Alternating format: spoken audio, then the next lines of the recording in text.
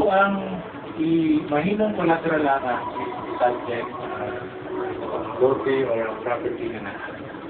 So in short, kung unsa to atong di collateral, dapat na to atong tutugan sa atong balay or building na itong ipatutog na.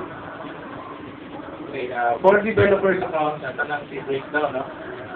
For loans that are covered by buyback guarantee and are secured by properties which are bought from developers, the security shall consist of a first real estate mortgage or a contract to sell on the subject properties fully covering the payment of the obligation as stipulated in the corresponding promissory note and loan agreement of the borrower.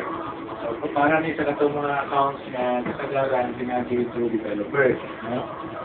For loans which are not covered by buyback guarantee, so wala garantiya na pwede pa dito mabalik sa developer.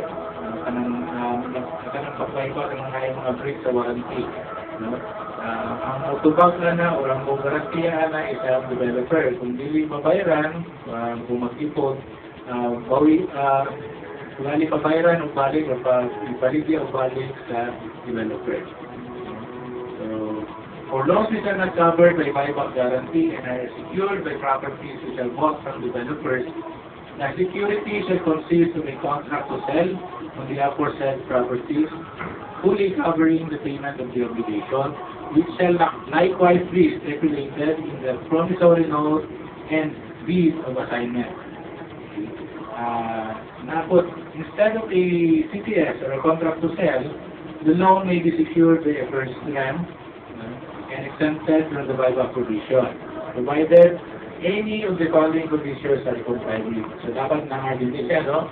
The borrower pays the advance amortization for 24 months, or the loan to collateral ratio does not exceed 70%.